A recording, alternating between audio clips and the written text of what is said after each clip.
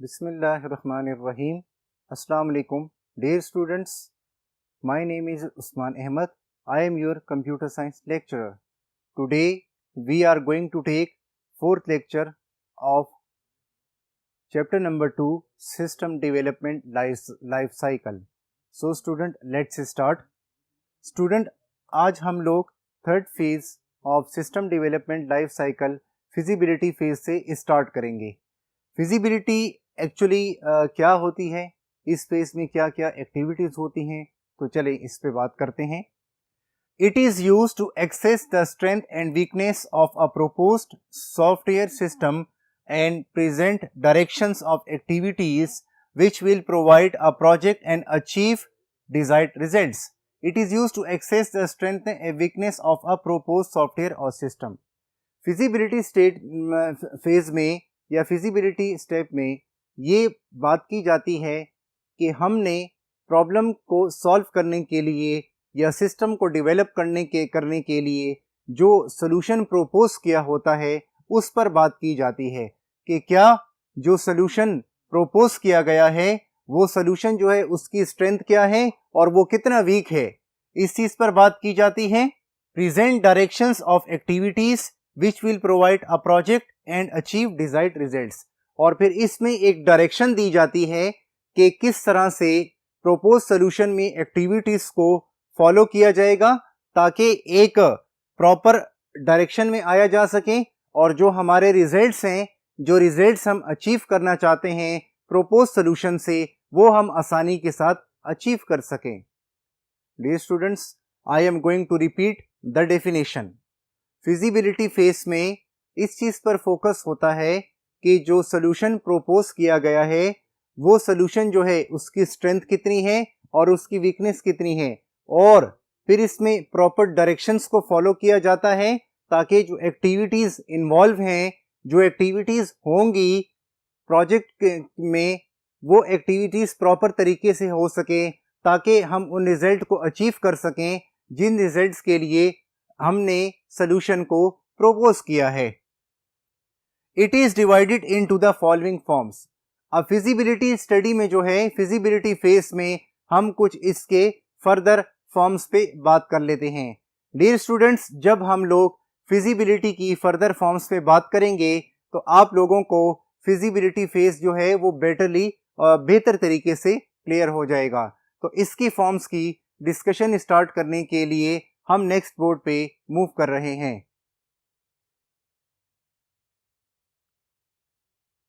Dear students, हमारे पास जो अभी डिस्कशन इन है वो फिजिबिलिटी फेज में है. हमने ये बात की कि फिजिबिलिटी फेज में हमारे पास फॉर्म्स होती हैं, तो उसकी फर्स्ट जो फॉर्म होती है वो टेक्निकल फिजिबिलिटी होती है. टेक्निकल फिजिबिलिटी में हम टेक्निकल चीज़ों पे बात करते हैं कि क्या हमारे पास वो स्किल सेट है, हमारे पास वो मशीनरी है जो कि हमें सिस्टम बनाने के लिए नीड होगी. सेकंड जो फिजिबिलिटी की फॉर्म होती है स्टूडेंट, उसे हम कहते हैं इकोनॉमिक फिजिबिलिटी. इकोनॉमिक फिजिबिलिटी में हम प्रोजेक्ट की कॉस्ट पे बात करते हैं. तो जब हम लोग प्रोजेक्ट की कॉस्ट पे बात करते हैं स्टूडेंट, तो ये इंपॉर्टेंट है कि हमें पता होना चाहिए कि इस प्रोजेक्ट का स्कोप क्या है. तो अगर प्रोजेक्ट का स्कोप हमें पता चल जाए तो हम उसकी कॉस्ट आसानी से बता सकते हैं. और सम टाइम ऐसे होता है कि प्रोजेक्ट की कॉस्ट यानी कि जो इकोनॉमिक फिजिबिलिटी है उसका ख्याल नहीं रखा जाता. तो जब एक प्रोजेक्ट कंप्लीट हो जाता है, एक सॉफ्टवेयर सिस्टम बन जाता है, तो एट द एंड कस्टमर और स्टेक होल्डर्स और जो प्रोजेक्ट मैनेजमेंट टीम होती है उन दोनों के लिए प्रॉब्लम होती है कि उन्होंने कॉस्ट एक डिसाइड की होती है, लेकिन जो प्रोजेक्ट मैनेजमेंट टीम है उन्होंने जो प्रोजेक्ट की कॉस्ट डिसाइड की होती है, जिस पे एग्रीमेंट हुआ होता है, वो उनका टाइम उससे उनकी कॉस्ट से एक्सीड कर जाता है. तो ये चीज़ जो है, ये इश्यूज फिर बाद में अराइज होते हैं. नेक्स्ट जो फिजिबिलिटी है वो है ऑपरेशनल फिजिबिलिटी. देखिए नाम से जाहिर है, ऑपरेशनल फिजिबिलिटी जो है it refers whether the propose system will be use effectively after it has been developed. इसमें यह बात की जाती है कि जो प्रोपोज सोल्यूशन है क्या वो इफेक्टिवली काम करेगा जब वो डेवलप्ड हो जाएगा. I am going to repeat. हमारे पास ऑपरेशनल फिजिबिलिटी में ये कॉन्सेप्ट है कि जो सिस्टम, जो सोल्यूशन प्रोपोज किया गया है, क्या वो इफेक्टिवली काम करेगा जब वो डेवलप हो जाएगा। It also means that whether the organisation has much experience personnel to operate the system और नॉट। इसमें यह बात भी आती है कि क्या वो ऑर्गेनाइजेशन और वो यूजर जिन्होंने ये प्रोजेक्ट बनवाया है, जिनके लिए ये प्रोजेक्ट बनाया जा रहा है, इसमें एक सॉफ्टवेयर सिस्टम बनाया जा रहा है, उनके पास इतने ट्रेन्ड पर्सनेल्स हैं जो कि ऑपरेट कर सकें इस सिस्टम को, या एक्सपीरियंस पर्सनेल से मुराद है स्टाफ है जो कि इसको चला सके। क्योंकि जब एक प्रोजेक्ट कंप्लीट किया जाता है और एट द एंड स्टूडेंट्स कोई सॉफ्टवेयर बन जाता है, न्यू प्रोडक्ट बन जाती है, तो जब वो यूज़ होने के लिए दी जाती है, तो क्या बनाने के वक्त प्रोजेक्ट मैनेजमेंट टीम में और बाद में उनके लिए एक ऐसे ट्रेन और एक्सपीरियंस पर्सनल्स हैं जो कि उनको उसके साथ यूज टू हों, जो कि उन्हें आसानी से यूज़ कर सकें। ये बहुत इंपॉर्टेंट है कि आप लोगों के एक्सपीरियंस पर्सनल्स जो हैं वो पहले से आपने आइडेंटिफाई करने हैं कि वो आपके पास हैं जो कि ऑपरेट करेंगे सिस्टम को या ऑपरेट सिस्टम को नहीं कर सकते। ये एक इम्पॉर्टेंट चीज़ होती है क्योंकि सम टाइम प्रोजेक्ट पे वर्किंग स्टार्ट हो जाती है, लेकिन अगर हमारे पास जो है जिस प्रोजेक्ट में वर्किंग हो रही है पर्सनल जो हैं वो एक्सपीरियंस ना हो तो सिस्टम को ऑपरेट करना बहुत डिफ़िकल्ट हो जाता है। डियर स्टूडेंट, जो लास्ट फिजिबिलिटी फॉर्म है या उसकी टाइप है वो है schedule feasibility. Dear students, schedule feasibility refer करती है टाइम को, कितने टाइम में हमने एक प्रोजेक्ट को कंप्लीट करना है। तो ये जो 4 स्टूडेंट्स हमने फिजिबिलिटी की वो बात की, अब हम इन फॉर्म्स को बेटरली स्टूडेंट्स अंडरस्टैंड करने के लिए हम लोग जो हैं एक एग्जाम्पल को लेते हैं और उस पर हम बात करते हैं ताकि ये फिजिबिलिटी की फॉर्म्स स्टूडेंट आपको क्लियर हो जाएं। फॉर एग्जांपल स्टूडेंट्स, हम लोगों ने कॉलेज मैनेजमेंट सिस्टम का एक सॉफ्टवेयर बनाना है। हम एक कॉलेज की बात करते हैं जिनका प्रेजेंट सिस्टम जो है स्टूडेंट्स वो मैनुअल है। उनमें स्टूडेंट का सारा रिकॉर्ड जो है वो फाइल्स में मेंटेन किया जाता है एडमिशन का, पॉइंट नंबर 1। पॉइंट नंबर 2, वहाँ पे स्टूडेंट्स का जो फीस का रिकॉर्ड है वो भी फाइल्स में मेंटेन किया जाता है। पॉइंट नंबर 3, वहाँ पे स्टूडेंट का एग्ज़ाम का रिकॉर्ड जो है वो भी फाइल्स में मेंटेन किया जाता है। पॉइंट नंबर 4, वहाँ पे स्टूडेंट्स का जो क्लासेस हैं, वो जो अटेंडेंस होती है वो भी नॉर्मली पेपर वर्क होती है, रजिस्टर्स में रिकॉर्ड सेव किया जाते हैं। नेक्स्ट पॉइंट, वहाँ पे स्टूडेंट के जो है वो रिजल्ट को भी मैनुअल बनाया जाता है। नेक्स्ट पॉइंट, स्टूडेंट का ट्रांसपोर्ट का सिस्टम, लाइब्रेरी का सिस्टम, जितने वहाँ सिस्टम्स है वो सारे के सारे मैनुअल हैं। अब इस कॉलेज के जो ओनर हैं, फॉर एग्जांपल वो उनका नाम इरफान है। इरफान जो है वो लेट्स से स्टूडेंट्स हमारी एक सॉफ्टवेयर प्रोजेक्ट, हमारी एक जो है प्रोजेक्ट मैनेजमेंट की टीम है जिसमें आप लोग डेवलपर्स हैं और लेट अस से I am your project manager. Irfan हमारे पास आते हैं, वो कहते हैं कि हमने इस कॉलेज के लिए एक कंप्यूटराइज सिस्टम बनाना है, एक इंफॉर्मेशन सिस्टम बनाना है, ऑनलाइन इंफॉर्मेशन सिस्टम या ऑनलाइन सिस्टम बनाना है जो कि हमें ऑटोमेट हो जाए, इस कॉलेज के लिए ऑटोमेट सिस्टम बना के दें। तो डेफिनेटली जब हम उनकी फिजिबिलिटी स्टडी को देखेंगे तो फिर क्या होगा कि लेट्स से जो कॉलेज के ओनर है उनसे हमारा एग्रीमेंट हो जाता है, हम काम स्टार्ट करते हैं, फिर हम एक सोल्यूशन प्रोपोज करते हैं।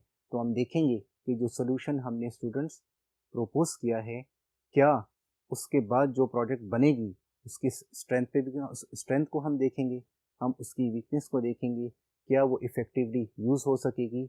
Point number 1। नेक्स्ट पॉइंट में आपने ये भी माइंड में रखना है, हमने भी ये माइंड में रखना है कि ये फिजिबिलिटी की जो चारों फॉर्म्स हैं जिसमें हमने बात की, टेक्निकल फिजिबिलिटी की बात की कि क्या हमारे पास वो स्किल सेट है, क्या वो मशीनरी है जिसको यूज़ करते हुए हम इस कॉलेज के लिए ऑटोमेट ऑनलाइन सिस्टम बना सकेंगे। नेक्स्ट हमने स्टूडेंट्स बात की थी इकोनॉमिक फिजिबिलिटी की। इकोनॉमिक फिजिबिलिटी में हमने बात की थी कॉस्ट की। फॉर एग्जांपल कॉलेज के ऑनर जब हमें कहते हैं कि आप हमारे सिस्टम को ऑटोमेट कर दें, ऑनलाइन इंटरनेट पे ये चले, हम उन्हें कहते हैं कि इसको बनाने के लिए 50,000 रुपीज़ कॉस्ट आपकी आएगी। तो क्या ये हमने एग्जैक्ट कॉस्ट बताई है, करेक्ट कॉस्ट बताई है जो कि इस प्रोजेक्ट में लगेगी, इस कॉस्ट में ये प्रोजेक्ट कंप्लीट हो जाएगा? नेक्स्ट स्टूडेंट्स हम बात कर रहे थे ऑपरेशनल फिजिबिलिटी। ऑपरेशनल फिजिबिलिटी का मतलब ये है क्या हमारे पास वो एक्सपीरियंस पर्सनेल्स हैं जो कि ऑपरेट कर सकेंगे सिस्टम को, या अब सिस्टम में काम कर सकेंगे या नहीं कर सकेंगे, या ये सिस्टम जो है ये एफिशिएंटली रन होगा। एफिशिएंटली का मतलब है बेहतर से बेहतर तरीके से काम करेगा। इन तमाम चीज़ों को जो है सामने रखा जाता है। और लास्ट में स्टूडेंट जो है schedule feasibility.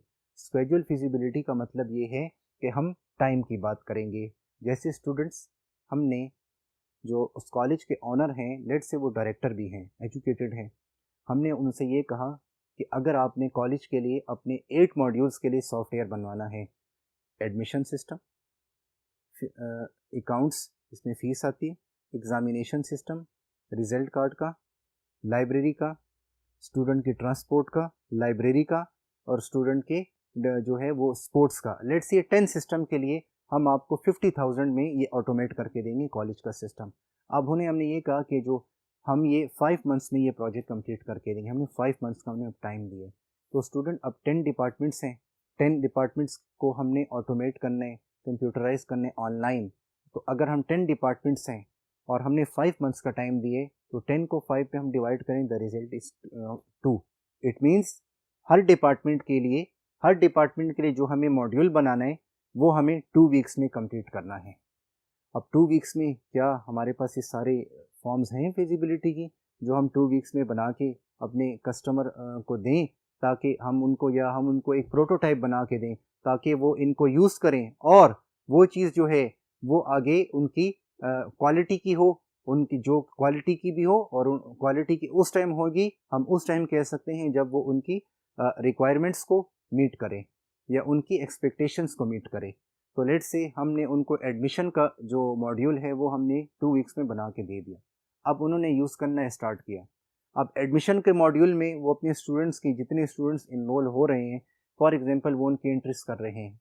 Let's say admission का मॉड्यूल वो 1 वीक यूज़ करते रहे। 1 वीक तक उनके पास, जिस कॉलेज में ये यूज़ हो रहा है ये मॉड्यूल, 50 स्टूडेंट्स इनरोल हो चुके हैं। जैसे स्टूडेंट की स्ट्रेंथ 50 से क्रॉस कर गई, अब वो जो मॉड्यूल वो बना है वो डाउन हो गया है। उसमें जैसे ही वो किसी स्टूडेंट का रिकॉर्ड एंटर करके सेव करते हैं, तो वो सेव होने में काफ़ी टाइम लेता है और वो उनकी अब एक्सपेक्टेशंस को मीट नहीं कर रहा। ये भी हो सकता है कि जो हमने मॉड्यूल उनको बना के दिया है उसमें हमने नंबर ऑफ़ रिकॉर्ड स्पेसिफिक रखे हों कि उसमें मैक्सिमम, उस मॉड्यूल के ज़रिए मैक्सिमम 50 स्टूडेंट्स को रजिस्टर किया जा सकता है, 50 से ज़्यादा नहीं किया जा सकता। ये इशू भी उसमें आ सकता है।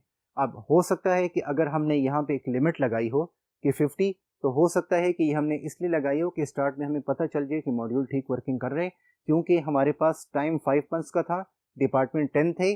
जब हमने 10 को डिवाइड किया 5 पे, तो हमारे पास हर डिपार्टमेंट के लिए 2 वीक्स आते हैं।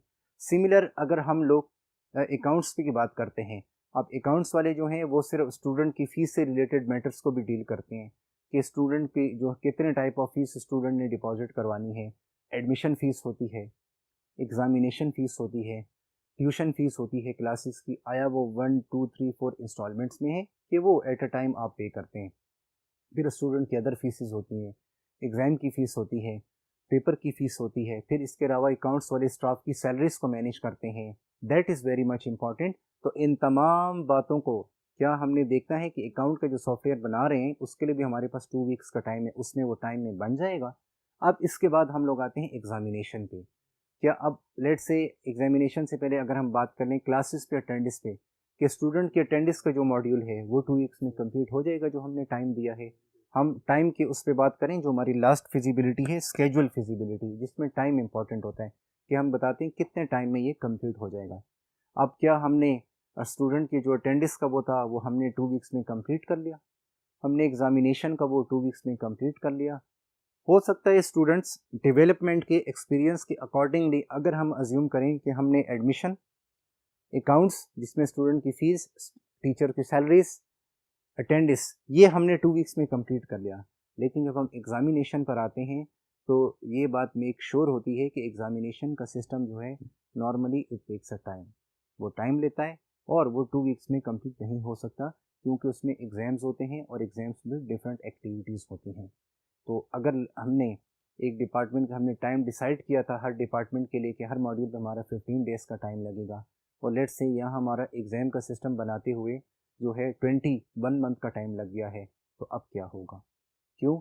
क्योंकि हमने अदर मॉड्यूल्स का टाइम ले लिया। अब एग्ज़ाम के बाद अगर हम लोगों ने ट्रांसपोर्ट पे जाना था उसका हमने टाइम ले लिया, या जो भी नेक्स्ट मॉड्यूल हमने बनाना था उसका हमने टाइम ले लिया। तो ये एक क्रिटिकल बात है, इस चीज़ को भी माइंड में रखना पड़ता है। इसीलिए ऑलवेज़ फिजिबिलिटी की फॉर्म्स को माइंड में रखते हुए हमेशा जो है सॉल्यूशन प्रपोज करना चाहिए, और ये मस्ट है कि आप SDLC की अप्रोच को यूज़ करते हुए जो भी सिस्टम डेवलप करें, जो भी सॉल्यूशन प्रपोज करें, ये फॉर्म्स आपके माइंड में होनी चाहिए। डियर स्टूडेंट्स, अब हम लोग सिस्टम डेवलपमेंट लाइफ साइकिल के नेक्स्ट फेज के डिस्कशन के लिए नेक्स्ट बोर्ड पे मूव कर रहे हैं।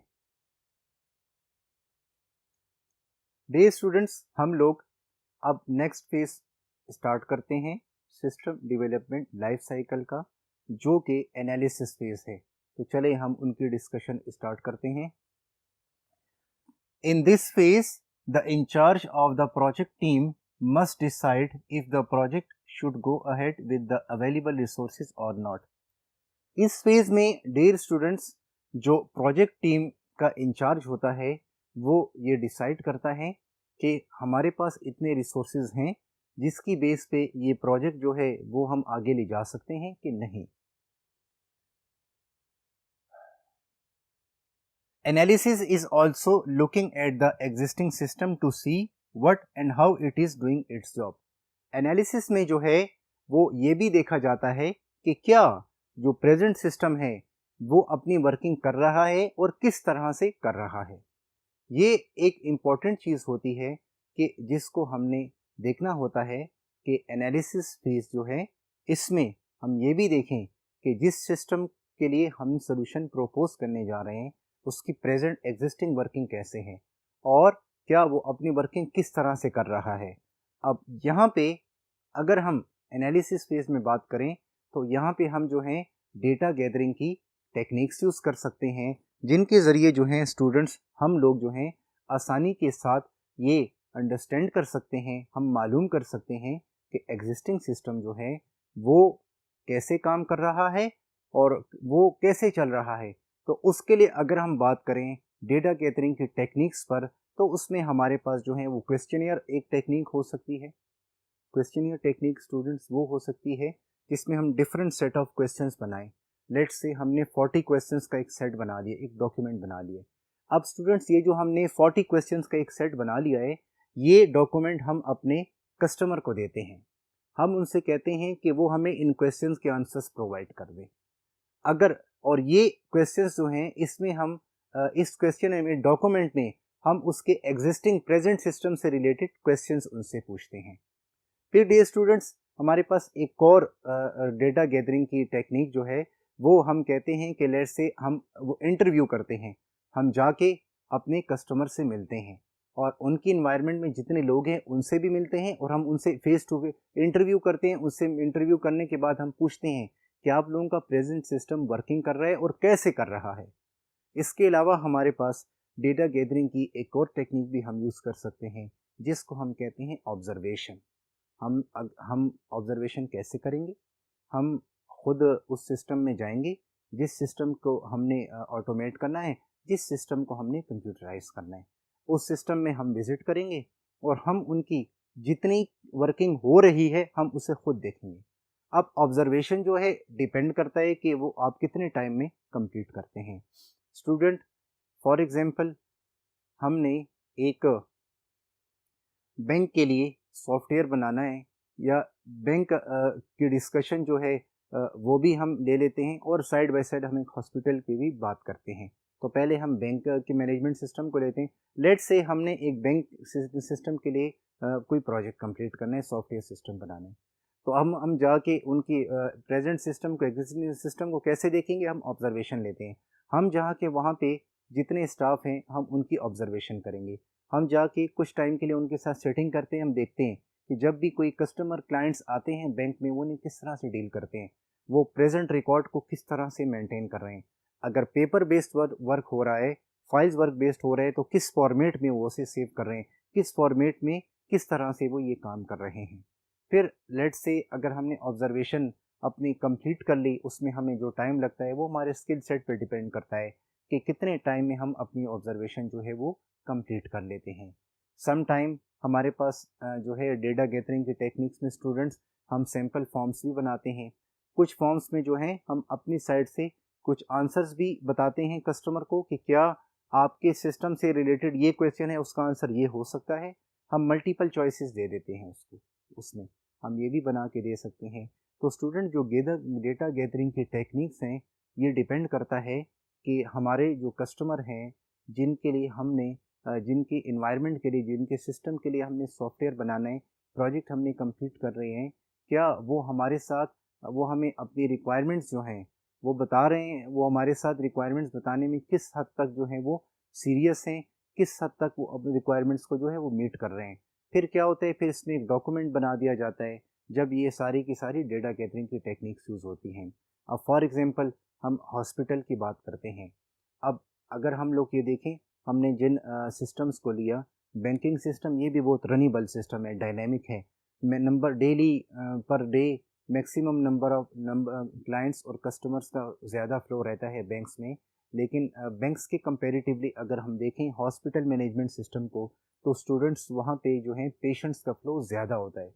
वो टिल मॉर्निंग और 24 आवर रनिंग में होते हैं, बैंक तो 24 आवर रनिंग में नहीं होते।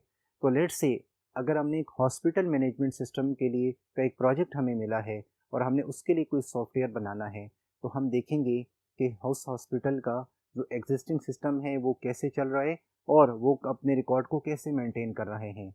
तो उसमें भी डेटा गैदरिंग की अगर हम कोई टेक्निक्स यूज़ करते हैं, तो हम जाके देखते हैं कि जब पेशेंट आते हैं, लेट से वो जाते हैं और सबसे पहले उनको कोई स्लिप इशू की जाती है जिस पे वो फीस पे करते हैं। फिर उन पेशेंट को डॉक्टर को रेफ़र किया जाता है। फिर अगर कोई इमरजेंसी वार्ड में जाना है, उसने ओपीडी में जाना है, आईपीडी में जाना है, फिर कंसर्न डिपार्टमेंट, कंसर्न सर्जन को, फिर अगर कोई टेस्ट का है वो किस तरह चल रहा है हॉस्पिटल का सिस्टम, कैफेटेरिया का सिस्टम है, वो अगर उस हॉस्पिटल में फर्दर जो है डिपार्टमेंट्स हैं, लेट से उसमें कार्डियोलॉजी डिपार्टमेंट है, उसमें यूरोलॉजी एक डिपार्टमेंट है, या जितने उसमें डिपार्टमेंट्स हैं उनकी वर्किंग कैसे हो रही है, हॉस्पिटल में सारी एक्टिविटीज़ को कैसे वो किया जा रहा है।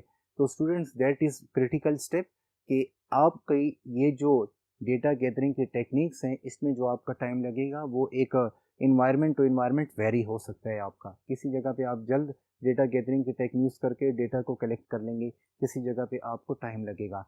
अब अगर हॉस्पिटल का हम देखें, definitely it will take a time as compare to bank management system और as compare to college management system. इसमें हमें टाइम लग सकता है। तो स्टूडेंट्स, आपने जब भी कोई प्रोजेक्ट कंप्लीट करना हो या आपने किसी सिस्टम के लिए कोई सॉफ्टवेयर बनाना हो, तो आप लोगों को ये चाहिए कि आप अपने माइंड में या जो है सारे के सारे जितने फेजेस हम डिस्कस कर चुके हैं सिस्टम में डेवलपमेंट लाइफ साइकिल के, ऑल्दो कि अभी हमने ये टॉपिक फिनिश नहीं किया, लेकिन हम फिनिश की तरफ जा रहे हैं। जो फेजेस हम डिस्कस करते जा रहे हैं, आप लोग इसकी भी प्रैक्टिस रखिए, क्योंकि ये वो इम्पोर्टेंट फेजेस हैं। कल को आपने भी एक प्रैक्टिकल लाइफ में आना है, आप भी किसी सिस्टम के लिए जो है एक सॉफ्टवेयर बनाएंगे, तो उसमें आप एक प्रोजेक्ट पे काम करेंगे।